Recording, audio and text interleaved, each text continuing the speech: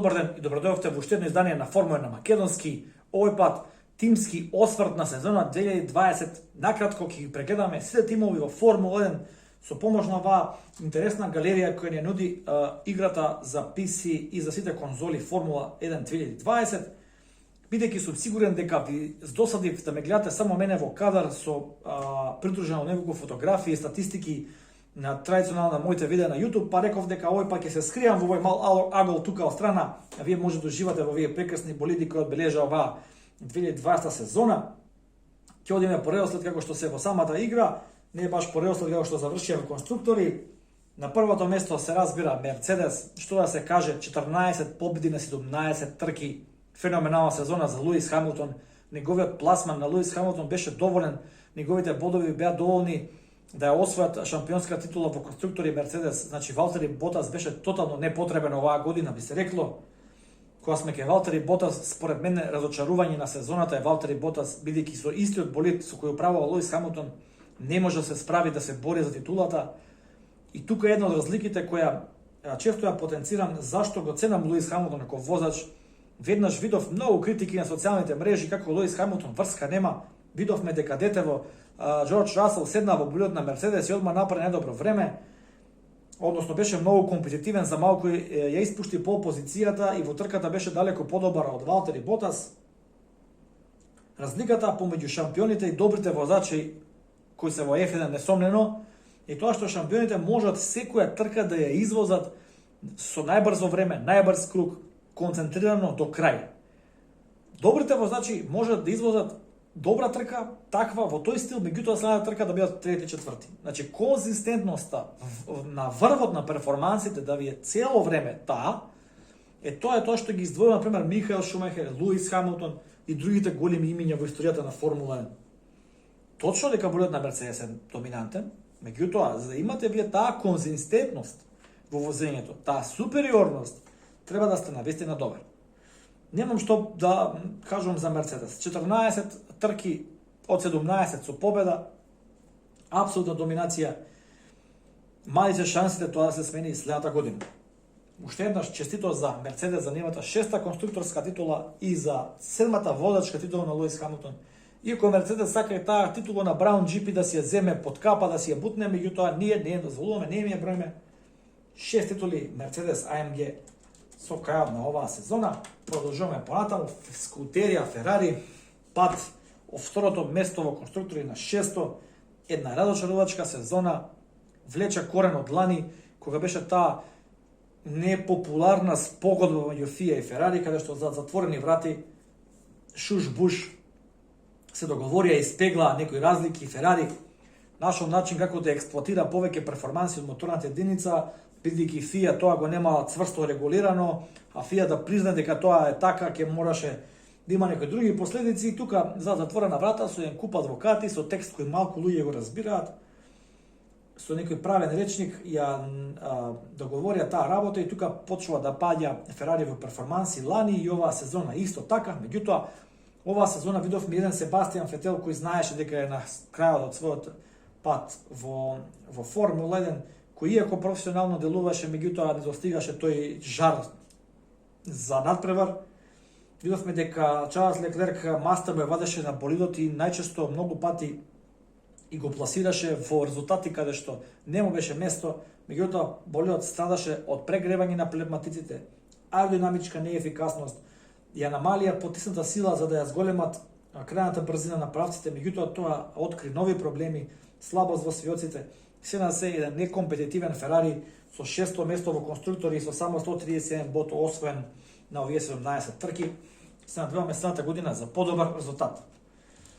Иако ќе биде многу тешко, од Ферари најави дека ќе донесат надградба на електромоторот, а нова моторна единица, нов погон се очекува кон средината на 2022, значи дури по почетокот на новите правила. Ќе видиме како ќе оди тоа со најавата за замрзнување на моторите.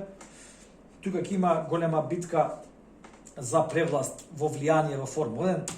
Red Bull Racing, еден болид кој ја одбележа 2020 година со неговата нестабилност, би рекол тој постојано беше на ивица на својот перформанс. За Макс Верстапен да извлече максимум од овој болид мораше болидот беше буквално како на нож, малку да ја загубите контролата и комплетно губите целиот болид. Болид кој можеби ќе му ја одлучи кариерата на Алекс Албон. Се надевам дека тоа нема да е така, иако сум поборник на тоа да го видам Перес следната година во Red Bull, бидејќи ако сакате да му се спротивставите на Мерцедес, ви треба двајца добри и константни возачи, она што го напоменав кај Луис Хамилтон. Тој квалитет го има и Макс Верстапен, тој квалитет го има и Серхио Перес, да бидат двајцата константно добри и брзи секој викенд.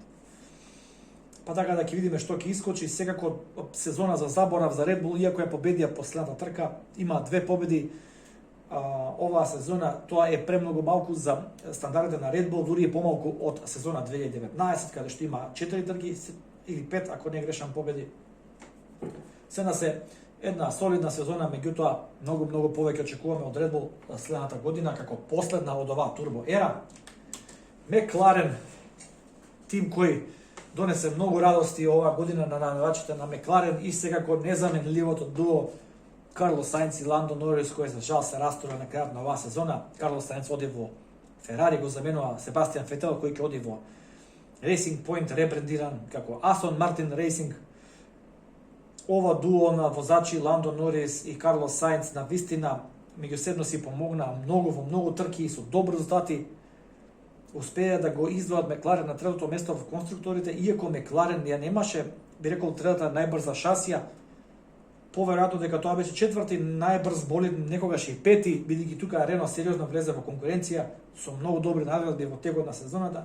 Меѓутоа тимската работа, добриот дух ги донесе до трето место во конструктори и би рекол со тој прогрес кој Мекларен го направи од девето, па шесто, па четврто, па трето, најава дека можеби полека ќе повторно ќе видиме Мекларен како тропа на големата врата во Формула 1.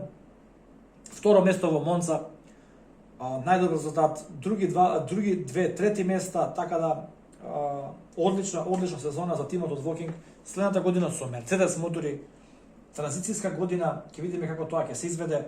Очекуваме исто така одлични резултати и да бидат повторно во борба за тоа трето место во конструктори. Рено веќе ги споминав во конвертацијата за Мекларен. Даниел Рикјардо и Естебан Окон.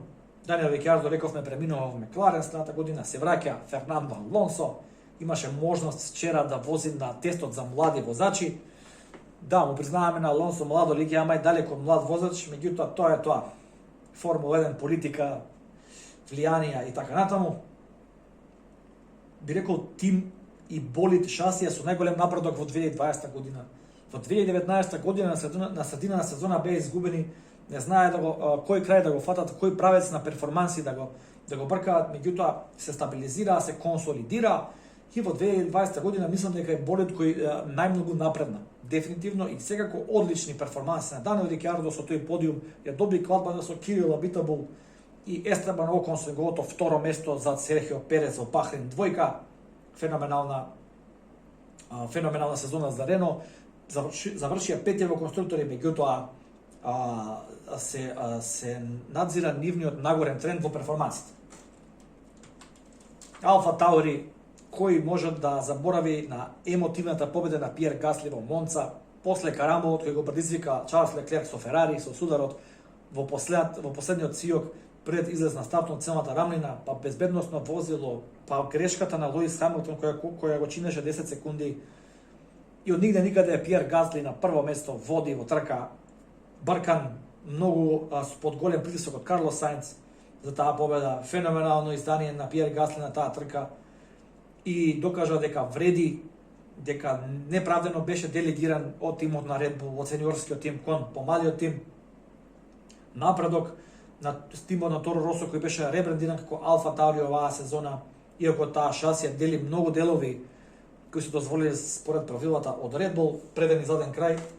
Меѓутоа, остатокот е се дело на Алфа Таури, така одлична сезона, пат за едно место во тимот, во пласмот на конструктори, од 6 лани сега се 7, тука Ферари малци ги раздрама работите, меѓутоа, генерално, одлично издание за тимот на Алфа Таури. Следната година ќе гледаме јапонски водач во Алфа Таури Хунда, заедно со Пиер Гасли, така да ќе биде доста интересно да се види како тоа ќе ќе резултира со какви резултати. Најконтроверзниот тим оваа сезона, поточно болид, БВТ Racing Point или нивниот болид сезонава познат како розовиот Мерцедес. Пред сезонски тестирања веднаш беше видливо дека овој болид на Racing Point е буквална копија до милиметар на болидот на Мерцедес од 2019 година.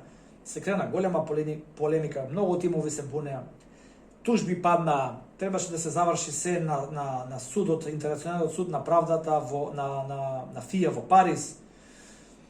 Меѓутоа, тимовите успеа да се договорат некако дипломатски да решат таа работа за затворени врати, но најбитно беше што Рено ги фати живи дека ова е чиста копија, ги фати како мамат со тоа што успеа да докаже дека задните сопирачки, односно нивните аеродинамички елементи кои се внатре во задните сопирачки, кои не се видливи со гол око. А Racing Point тврдеше дека овој болид е направен само од фотографии, од надвор, дека немале интелектуална размена на интелектуална собственост на информации на податоци. Рено на тој начин ги фати живи дека всушност не е така. И тука Мерцедес секако ќе се носеше сериозни последици доколку имало нелегален трансфер на информации. Заташка таа работа се повлекуваат тужбите, Рено се повлече, Мекларен се повлече, на крај Ферари се повлече. Ќе видиме што ќе искочи следната година, повторно очекувам да бидат компетитивни, меѓутоа Серхио Перес немаше сам. Серхио Перес со 2 пропуштени трки ради COVID-19, со неколку несреќни, би рекол, исходи каде што имаше механички проблеми, не заврши трката, заврши убедливо пред Ланс Строл и не може да се борите за трето место во конструктори каде што имате еден водач кој константно носи бодови за тимот. Не може. Доказ дека не сите водачи во F1 си го заслужуваат своето место, меѓутоа парите и бизнисот диктираат некои други услови. Ове патамо, Алфа Ромео, што да се каже, Кими Реконен цар, иако има слаби резултати и он и Антонио Джиовинаци, имаат само 3 пласмани во бодови, најдобриот пласман им е 3 бода на ревидираната патека во Италија. Би рекол, сезона за заборав за Алфа Ромео, очекував да направат еден исчекор, меѓутоа нивната шасија очигледно беше подобро од Ферари. Ги гледавме Ферари и Алфа Ромео како цела година возат едни меѓу други, како се борат за секоја позиција. Кими Реконен во, би рекол, одлично издание, не попушташе за ниту една позиција, феноменален старт на неколку трки, престигнување на многу болиди. Така да ќе видиме, се зависи од тоа како моторот на Ферари ќе се развива следната година и дали ќе успеат од Алфа Ромео да ја подобрат оваа шасија. Во секој случај многу ми е драго што останува водачкото дуо Кими Реконен и Антонио Джиовинаци. Следната година па ќе го гледаме Кими мајсторот уште една сезона најмалку во Формула 1. И одиме кон крај со Williams Racing, односно Хас се извинувам. Хас исто така разочарувачка сезона, би рекол момент кој го ја одбележа сезоната е сударот на Роман Грожан во Бахрейн. Само 2 пласмана во поени во Унгарија и во Германија. Сезона за заборав, Джин Хас користи исто така многу делови од Ферари и таа шасија на Ферари, очигледно и тој мотор, оние делови кои се пренесуваат кон производителот на шасија Дилара, не беа доволни да го направат овој болид компетитивен. Роман Грожан и Кевин Магнусен заменуваат во историјата. Доаѓа Мик Шумахер, синот на големиот Михаел Шумахер, следната година да ги брани боите на Хас. Очекуваме на транзицијска сезона следната година, а оваа година наставна година заборав. Сите ќе опамтат само сударот на Грожан, по кој за среќа излезе скоро неповреден со мали изгореници, нешто што јас како следам Формула 1 од 97 година сум видел многу судари, ама експлозија од таков тип нема видено. И секоја чест за издржливоста на овие кели во кои седат возачите, секоја чест за редарите во Бахрейн, за медицинското возило, за сите инволвирани во таа несреќа, за да има среќен крај. И последен тим, Williams Racing, Джордж Расел, Николас Латифи. Williams, иако направи доста прогрес, неколку пати се пласираше во Q2 во квалификациите, не беше доволно да ги освои своите први бодови, на неколку наврати беше многу близко. Джордж Расел прокоцка една шанса кога ја изгуби контролата врз својот болид зад безбедносното возило. Едноставно млад возач со голем талент, но недоволно искуство, доби златна шанса еден викенд да го замени Луис Хамилтон во тимот на Мерцедес, откако Луис Хамилтон беше позитивен на COVID-19, извозе феноменални квалификации само за 4000 делови од секундата зад пол позицијата на Валтери Ботас. Во трка беше драстично подобар, меѓутоа еден крах на Мерцедес на таа трка, крах во питстопот, една огромна забуна која ги чинеше 1-2 победа на Мерцедес и која на крај му резултираше на Расел со само 10-то место за него прв поен. Меѓутоа Вилијамс Рейсинг останува без поени, но добија нови собственици, амерички газди, ќе го задржат името на Вилијамс, ќе вложат многу пари. Следната година не очекувам ништо посебно од Вилијамс. Следната година ќе биде само рекол школска година за возачите и очекувам подобри резултати од 2022 година со воведување на новите правила во Формула 1. Тоа е се што имам да кажам за оваа 2020 сезона. 17 трки, скратен формат, набиен од јули до декември поради ковидот. Среќни сме што имавме сезона. Како тргна работата со тоа откажување во Австралија, мислев дека воопшто нема да има сезона. Така да се надевам дека уживавте во ова видео, во овој осврт, тимски осврт на сезона 2020, како едно последно видео за оваа година, за време на божитните и новогодишните празници, ќе одмарам малку, потоа ќе следат неколку видеа со геймплей, ќе играме малку F1 2020 онлайн и секако од февруари почнуваат предсезонски тестирања и ќе ги покриваме тестирањата секој ден со анализа на времењата, на сите новости, надградби на болидите како и секогаш. Така да останете со каналот Формула на македонски, лайк, шер, сабскрајб, ви благодарам сите што следите каналот.